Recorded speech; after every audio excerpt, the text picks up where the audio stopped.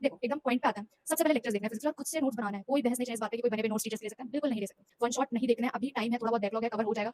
उसके बाद लगाओ पीवाईक्यू और पीवाईक्यू सॉल्व करते हैं ना। ऐसे मान लो 10 में से अगर आप फिजिकल केमिस्ट्री के लिए सेम चीजें करनी है जो फिजिक्स में करनी है, एडिशनल पॉइंट्स एनसीईआरटी से ना कुछ डेटास याद करने होते हैं फिजिकल केमिस्ट्री। आपका मेन एम ये है, ये नहीं है कि आपको मॉड्यूल के सारे क्वेश्चंस सॉल्व हो जाएंगे तो आपका सिलेक्शन नहीं होगा। आपका सिलेक्शन तब होगा जब नीट का पेपर आप अच्छे से देके आओ। ये जो पॉइंट टू पॉइंट कवर करवा रहा है उससे हल्का सा ज्यादा ही कवर करवाते हैं, तो आपको इतना कर लिया ना उतना सफिशिएंट है। एनसीईआरटी में काफी सारा सा डेटा होता है जो लगता है कि यार ये आएगा नहीं आएगा, शायद ये थोड़ा पूछेंगे क्योंकि इसमें काफी सारा याद करना है, बट वो आया है। लाइक मुझे ध्यान है कि 12th क्लास में डीएनएफ ब्लॉक में ऑक्साइड्स का नेचर वगैरह दे रखा होता था, तो उनकी करेक्टरिस्टिक्स दे रखी होती थी और वो पीवाईक्यूज में बहुत ही मल्टीपल टाइम्स आया है। तो आप खुद से ऐसे कैसे फिगर आउट करोगे कि क्या चीज़ आती है क्या नहीं आती। So this trick is not only for inorganic chemistry, this is for all the subjects. जब भी आप पीवाईक्यूज को ना रिवीजन में से दूसरी तीसरी बार करने बैठो, ठीक है, तो अपने साथ ना अपने रिसोर्स लेके बैठो, चाहे वो एनसीईआरटी हो या फिर कोई नोट्स हो, और उसमें ना एक सेपरेट हाईलाइटर से हाईलाइट करो हर एक चीज़ें। तो जब आप हाईलाइट करते हो ना तो आपको पता चलता है कि हाँ यार देखो इस पैराग्राफ पे 2-3 बार हाईलाइटर यूज़ किया है तो ये पैराग्राफ इंपॉर्टेंट है, जब पढ़ूँ तो इस पर ज़्यादा ध्यान दूँ। या फिर कितनी बार ऐसा होता है हम सोचेंगे कि यार इस बॉक्स से या इस टेबल से तो क्वेश्चन आ ही नहीं सकता, इतना थोड़ा एक्स्ट्रा देंगे क्वेश्चन को, बट वहाँ से पूछा गया होता है, ठीक है।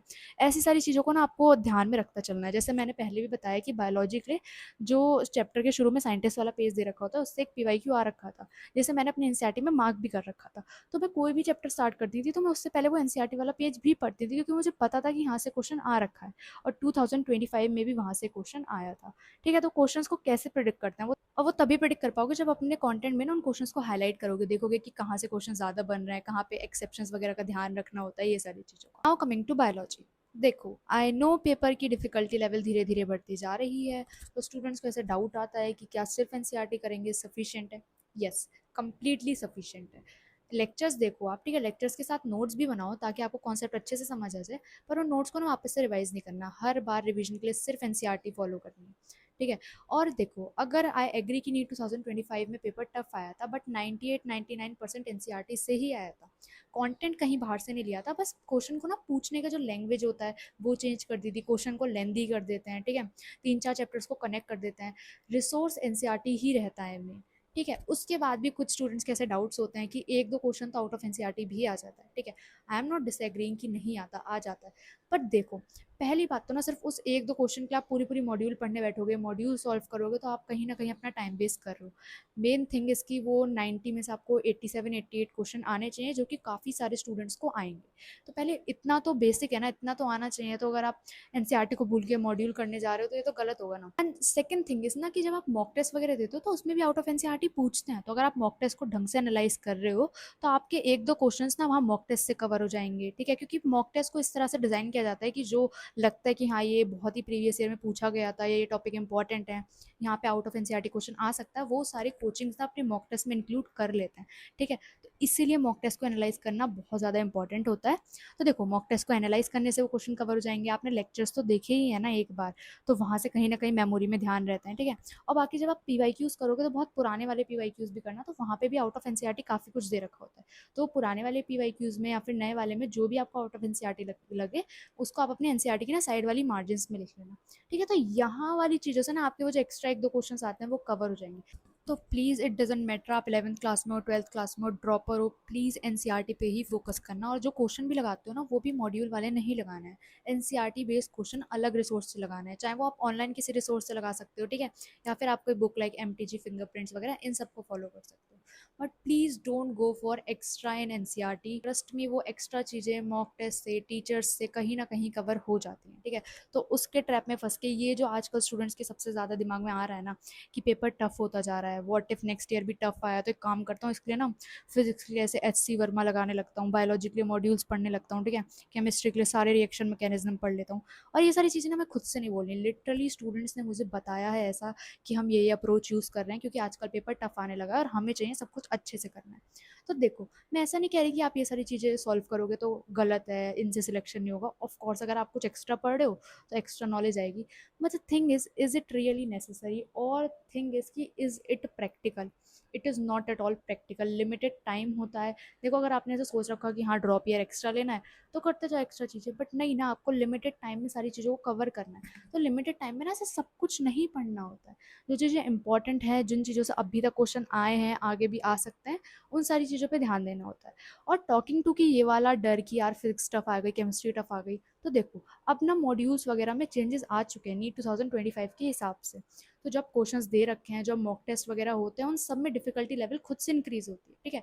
तो प्लीज़ डर के बहुत सारे रिसोर्सेज पे भागने लगो, ये सब मत करना। आपका मेन एम होना चाहिए कि प्रॉपर रिवीजन करना है उन्हीं रिसोर्स का जिनको सॉल्व किया है पहले भी, और प्रॉपरली मॉक टेस्ट लगाना है, काफ़ी सारे मॉक टेस्ट। देखो पहले भी नीट 2025 से पहले भी कोचिंग में टफ लेवल वाले क्वेश्चंस दे रखे होते थे एक सेपरेट सेक्शन में। तो अगर आप उनको रिपीटेडली सॉल्व करोगे ना, सिर्फ ऐसा नहीं होता कि एक बार सॉल्व कर दिया छोड़ दिया, नहीं, एटलीस्ट एग्जाम तक आपकी मॉड्यूल 3 या 4 बार तो रिवाइज हो चुकी होनी चाहिए, जिसमें आपको सिर्फ मार्क्ड वाले क्वेश्चन नहीं, सारे क्वेश्चंस करने हैं। तो अगर आप ऐसे रिपीटेड रिवीजन करोगे ना, तो ट्रस्ट मी, अगर कोई क्वेश्चन डिफिकल्ट, बहुत ज़्यादा डिफिकल्ट आ जाता है, तो वो भी आपसे सॉल्व हो जाता है। क्योंकि रिपीटेड रिवीजन आपको वो क्वेश्चन याद नहीं करवा रहा है, वो आपको कॉन्सेप्ट याद करवा रहा है। क्योंकि देखो जब आप कोई क्वेश्चन रिवाइज करते हो, ठीक है, मान लो आपने मॉड्यूल में दूसरी तीसरी बार उस क्वेश्चन को देखा, अब आप नेक्स्ट टाइम जब थ्योरी पढ़ने जाओगे ना, तो वो क्वेश्चन आपके माइंड में स्ट्राइक करेगा उस टाइम कि हाँ यार, इससे रिलेटेड ना एक क्वेश्चन बना था, और उस क्वेश्चन में सिर्फ इतनी सी लाइन एक्स्ट्रा थी जिसकी वजह से पूरा फॉर्मूला ही चेंज हो गया था, ठीक है। तो आप थ्योरी और क्वेश्चंस को आपस में कोरिलेट करोगे, जिसकी वजह से आपके कॉन्सेप्ट बहुत ज़्यादा बेटर होते हैं, ठीक है। और यही सारी चीज़ों की वजह से ना आप टफ वाले क्वेश्चन भी आराम से सॉल्व कर देते हो। तो प्लीज़ डर के ना इस चीज़ में मत फंसो कि एक चैप्टर के लिए बहुत सारे रिसोर्सेज लगाने लगे। देखो आप शुरू में तो लगा पाओगे, बट एंड तक आते आते ना आप सारे चैप्टर्स नहीं कंप्लीट कर पाओगे। अगर एक चैप्टर के लिए 2 मॉड्यूल लगा रहे हो, कोई extra book like D C Pandey, S C Verma, ऐसे 3 4 बुक्स लगा रहे हो, तो एंड तक आते आते सारे चैप्टर्स कंप्लीट ही नहीं हो पाएंगे। तो फ़ायदा क्या है ना, आपको तो पूरा सिलेबस अच्छे से कंप्लीट करके जाना है। तो प्लीज़ डर के ये वाले ट्रैप में मत फंस जाना, क्योंकि मैंने सुना है काफ़ी स्टूडेंट्स ऐसा कर रहे हैं। तो इसीलिए ना आपको शुरुआत से ही ऐसा रखना है कि जो आपका हो रहा है, ठीक है, चाहे वो ऑनलाइन आप ले रहे हो या ऑफलाइन कोचिंग ले रहे हो, जो भी आपका लेक्चर्स वगैरह में कंप्लीट हो रहा है वो तो डेली करना ही है, उनके नोट्स पढ़ने हैं, ठीक है, उसके लिए डीपीपी या मॉड्यूल सॉल्व करनी है, ठीक है, जो भी टीचर आपको रिकमेंड करता है। उसके बाद बायोलॉजी के लिए एनसीईआरटी पढ़नी है। उसके साथ साथ डेली टाइम निकालना है रिवीजन के लिए। प्लीज़ डोंट थिंक कि जो आज कोचिंग में हुआ वो मैंने आके कर लिया वो सफिशिएंट है, नहीं।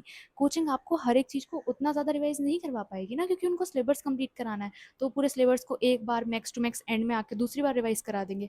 आपको खुद से डेली टाइम निकाल के खुद से चीज़ों को रिवाइज करना है, ठीक है। तो प्लीज़ डेली रिवीजन के लिए सेपरेट टाइम को डेडिकेट करना ही करना, ठीक है। And now coming to mock test, तो अभी से मॉक टेस्ट देने हैं, अभी से इन द सेंस कि एक आध हफ्ते से या एक आध महीने से, जो भी आप मतलब टेस्ट सीरीज ज्वाइन करोगे, स्टार्टिंग से ही देने लगना। पार्ट कंप्लीशन टेस्ट होता है शुरुआत में, और वो बहुत ज़्यादा हेल्पफुल होते हैं। देखो जब फुल सिलेबस टेस्ट आएगा तो सारे चैप्टर से क्वेश्चन आएंगे, ठीक है।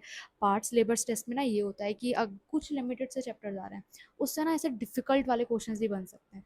तो प्लीज़ कोई भी टेस्ट को ना स्किप मत करो। देखो मैं पर्सनली अपने ड्रॉप ईयर में ना, टेस्ट स्किप करना तो दूर की बात, मैंने इतनी ज़्यादा टेस्ट सीरीज ज्वाइन कर रखी थी, आई कांट टेल यू।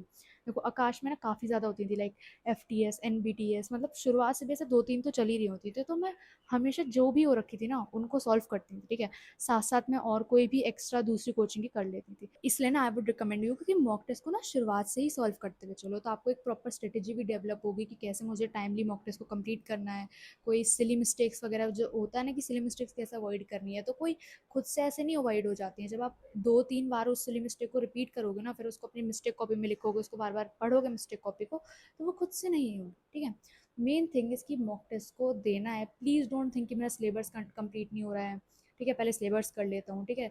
या फिर एक काम करता हूँ, ये वाला मॉक टेस्ट स्किप कर देता हूँ, नेक्स्ट में ना पक्का अच्छे से सिलेबस कर लूँगा, नेक्स्ट दे दूंगा, ऐसा नेक्स्ट वाला कभी नहीं आता, ठीक है। तो प्लीज़ मेक श्योर कि जो भी मॉक टेस्ट आने वाला है उससे पहले उसका सिलेबस हो ही जाना चाहिए एट एनी कॉस्ट, और सारे मॉक टेस्ट को देना है। अगर आपके पास एक्स्ट्रा टाइम बच रहा है तो आप दूसरी कोचिंग का भी मॉक टेस्ट ज्वाइन कर सकते हो शुरुआत में।